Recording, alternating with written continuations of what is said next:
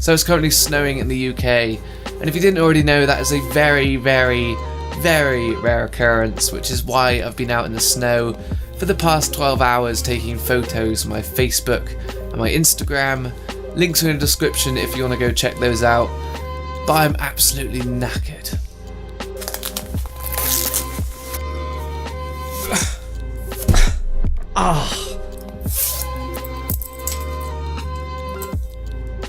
That's much better, isn't it? There's definitely something missing from this scene though. Perfect.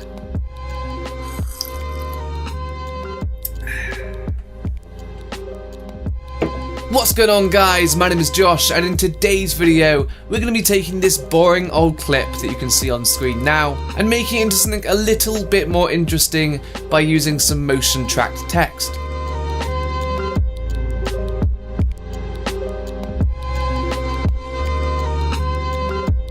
In today's tutorial we'll be using Adobe After Effects, so if you have After Effects we are good to go. Let's not waste any more time, let's jump straight into the computer and learn how to motion track.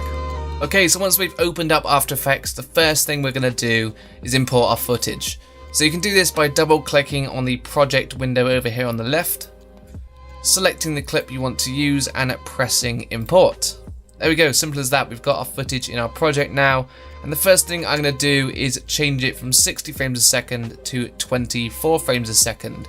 I'm going to do this by right clicking on my footage here, going down to interpret footage, clicking on main, and I'm going to type in 23.976. Going to press OK, and there we go, it's changed it to 24 frames a second. Most of you won't have to do that step, it's just I filmed it in 60 frames and we're not going to be using slow motion. So now I'm going to press enter on my footage, rename that to footage, and I'm going to click and drag that down to this icon down here and let go, and that's going to make it into a composition. So because I changed the footage from 60 frames to 24 frames, it's put it into slow motion for us, which is not something we want. So we're going to change that by right clicking on the footage, going to time stretch and typing in 50%. So there we go, let's put it back into real time for us, and now all we have to do is trim down the clip a little bit. So we're going to go about a second into the clip here, and we're going to hold Alt and press the left square bracket key on your keyboard, and that's going to trim off the beginning. And then we're going to go back to the beginning of the timeline and press that key again, but this time without holding Alt, and that's going to put our clip back to the beginning of the composition. So we're then going to go to about 10 seconds in. We're going to hold down Alt again, and this time press the right square bracket key on our keyboard, and that's going to trim off the end for us. So now we've trimmed down the clip, it's time to trim down the composition. So let's go to the end of the clip, press N on your keyboard, and then you're going to right click on this bar above the clip and press trim comp to work area. So what this has done is it's trimmed down our composition as well as our clip, and we've got nice 10 seconds of shaky footage to work with. So the next thing we need to do is smooth out the footage a little bit because it is very shaky as I shot it in handheld. So we're going to head over to the effects panel over here on the right hand side of the screen. We're going to type in warp, there we go, warp stabilizer, and we're going to click and drag that down onto our clip. Now what this is doing is it's analysing the clip frame by frame and trying its best to smooth it out and stabilise it based on the percentage that we put in here. Now I know from already doing this that I need to put this to 1000% because my clip was incredibly shaky. So I'm going to put that in. It's going to take about 2 minutes, so I'm going to come back once this is done and we will see how well it smoothed out our clip. Okay, so it's finished warp stabilizing our footage, and as you can see, it's worked relatively well. If I do a before and after here, this is what it looked like to start with. Incredibly shaky, obviously, because I used handheld footage, and then after some warp stabilization, it looks relatively decent. It's definitely not the best it could be. It's not the best example I could have used either, but I thought I would use this example just to show that you can make some relatively decent results even with bad footage. Obviously, for your own projects, you might be able to skip this step if you've been shooting with a gimbal, for example, and it was already a smooth clip. But I thought I'd include this just in case any of you guys are using handheld footage. So now that we've smoothed out our clip, it's time to start with some tracking. So what we're going to do is we're going to go down here, select our footage in the composition. We're going to hold Control, Shift, and press C. And then we're going to change this from leave all attributes to move all attributes and rename this to track. So what this has done is it's made a pre-composition within our main composition, and the reason we've done that is because having warp stabilizer on a clip means you can't use certain effects at the same time. So by making it into a pre-composition, we get around that and we can go ahead and start tracking.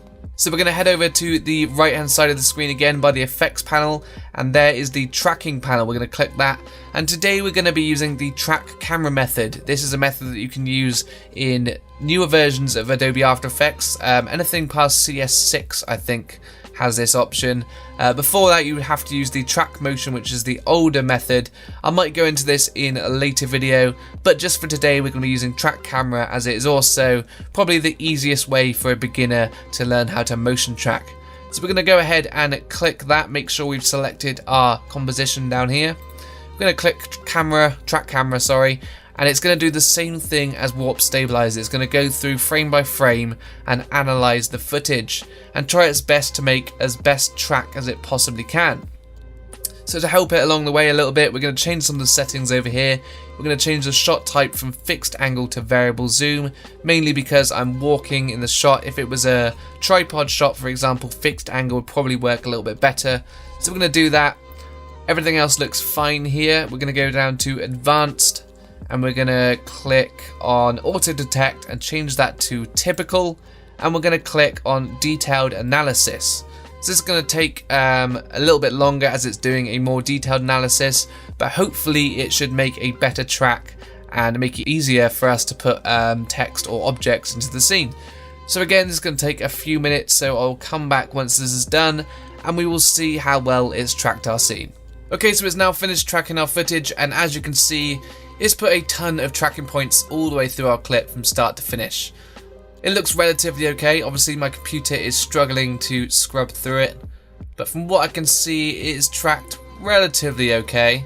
Doesn't look like the best track in the world, but we're going to make it work. So it's time to put something into the scene now.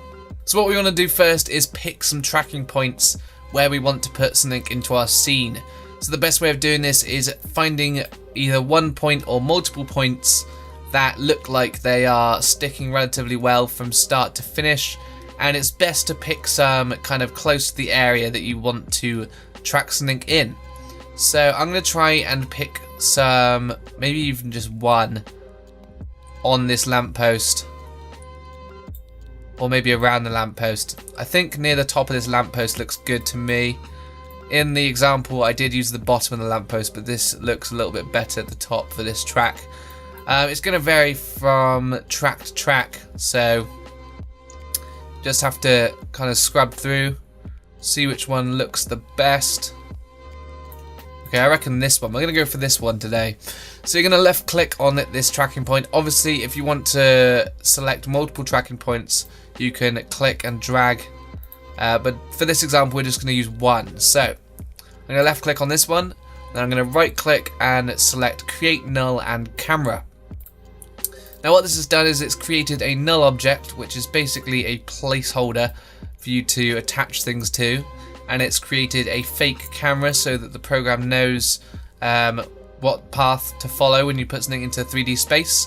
So now it's time to put something into the scene. So we're going to right click down here in our composition, we're going to go to new and then click text, and we're going to type in follow me.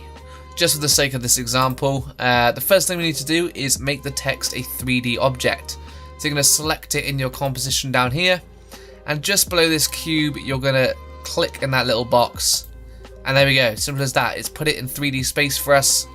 Ooh, it's also saving my project. There we go. So let's scrub through, and as you can see, the track wasn't as bad as I thought it was. So if we scrub through, or maybe let's see if we can just preview a little bit of this here. It's following the camera movement relatively well. It's definitely a little bit shaky, as you can see, but we can fix that now. So to fix that, the best way of doing it and getting the smoothest track possible is going down to your null object in your composition, pressing P for position, clicking on position, and then pressing Ctrl C to copy, going back onto your text layer and pressing Ctrl V. Now, as you can see, this has put our text right where our null object was.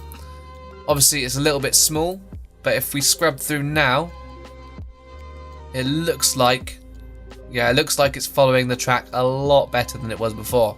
So let's start off by making our text a little bit bigger. So we're going to select our text layer in the composition down here. We're going to press S for scale, and we're just going to bring that up to about there. That'll do. So if we just scrub through there, look at that. That might even be better than my example from earlier. There we go. So we've got one bit of text in there. If we select that, we can reposition it where we want with the X and Y axis handles. So we're going to use the red X one here, bring it over a little bit like that. We're going to use the Y one to bring it down. And there we go. Simple as that. So we've got one bit of text in there. We're just going to double click that, come over here on the right hand side and change that to a more white color just to fit with the scene a little bit more. And then that's pretty much it. There we go. We've got something tracked into the scene. It looks relatively okay considering how bad the footage was. What can we do now then? We can put more than one thing into the scene. So we're just going to put some more text layers in here.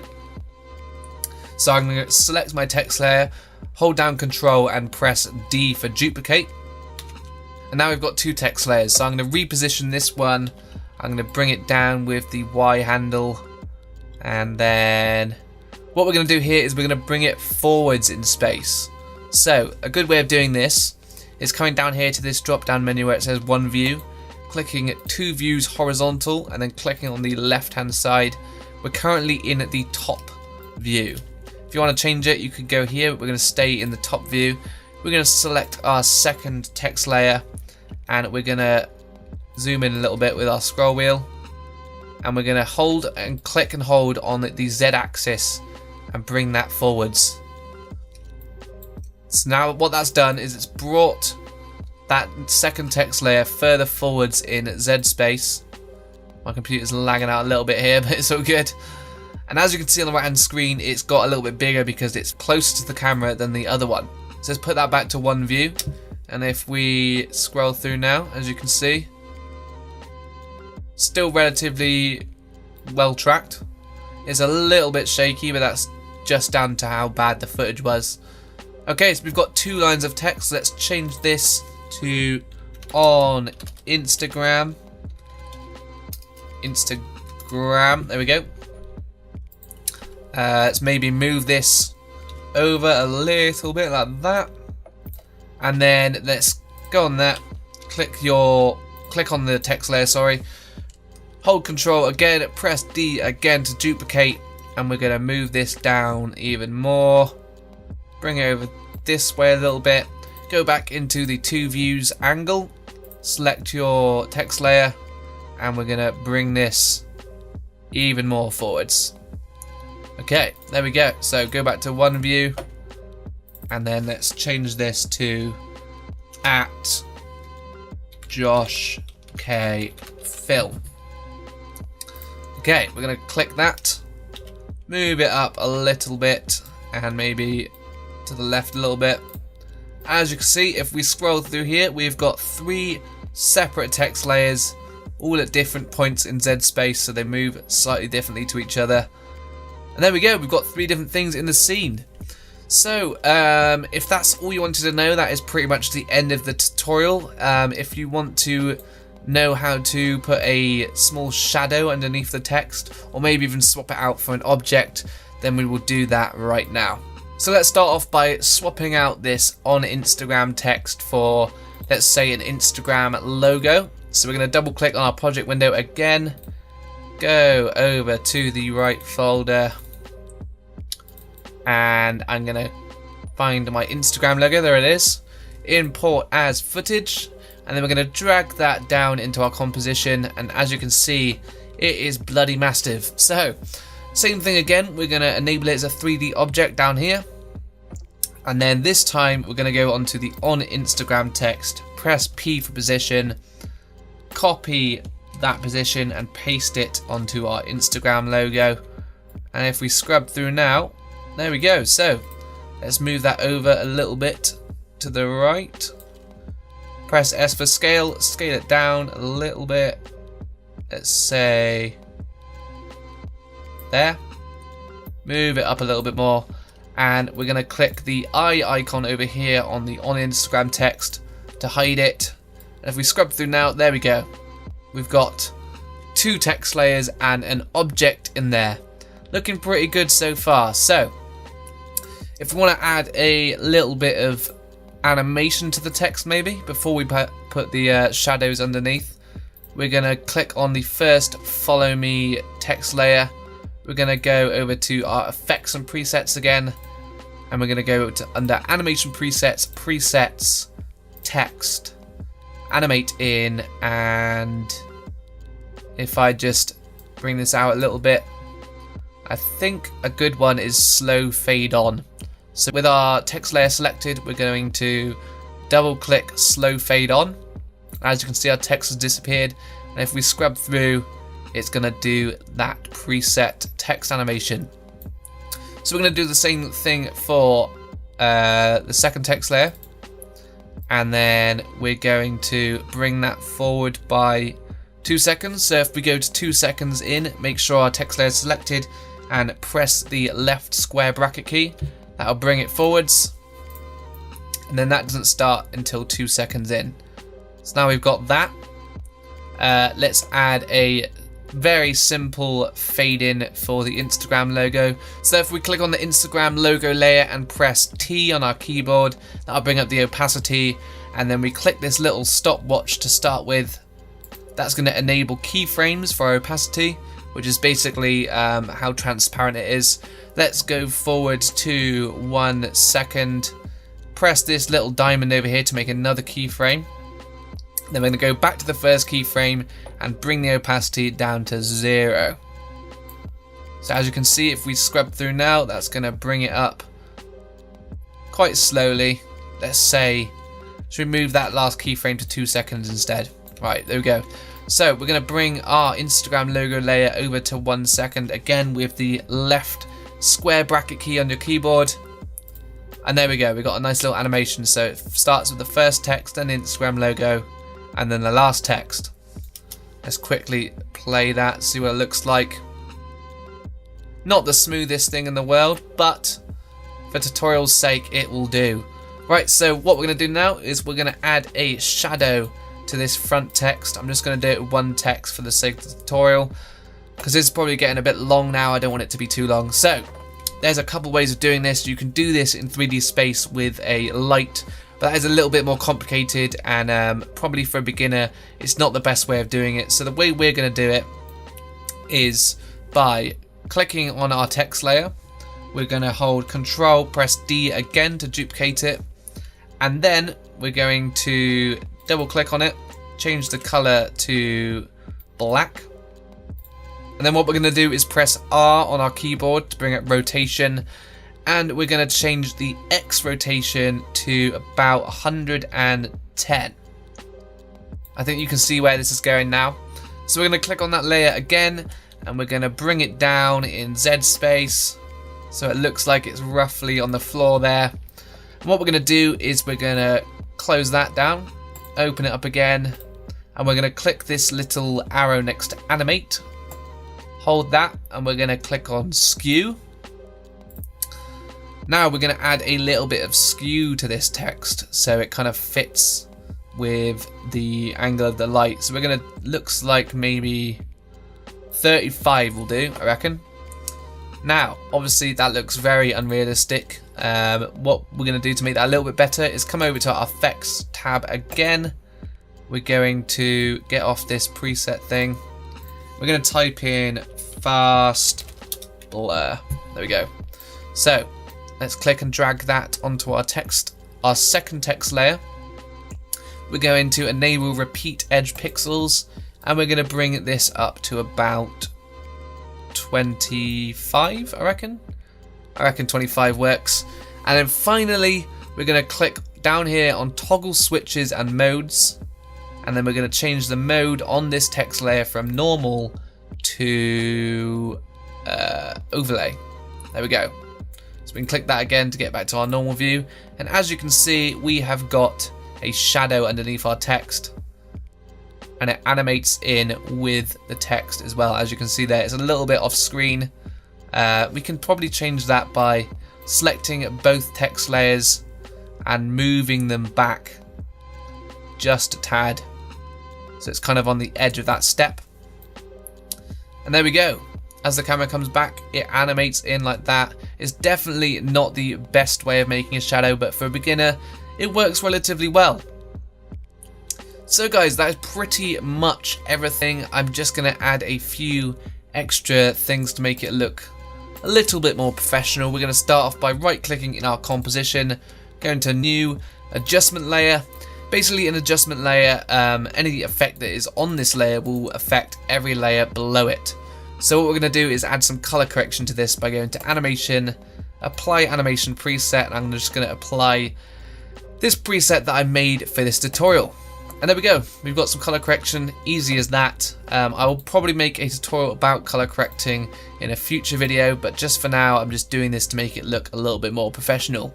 And finally we're going to go to new, solid, we're going to call this bars, not bras, bars, press OK, and then I'm going to go back up to apply animation preset, apply some black bars to it, and there we go. That is pretty much the whole thing, guys. If I quickly render preview this, and there we go, guys. Our text and our Instagram logo are nicely tracked to the footage. We've got a little bit of animation there and a nice shadow just to top it off. I hope this video wasn't too long and complicated for you. I did try and keep it as simple and short and precise as possible, but sometimes these things do take a little bit of time. If you found this tutorial helpful, please show your support by dropping a like on the video. Let me know in the comments section below if you have any questions or if you've got stuck at any sections, and I'll try my best to help you out. Subscribe if you haven't already, and as you can see on screen, follow me on Instagram, Facebook and Twitter at JoshKFilm, and I will see you in the next video.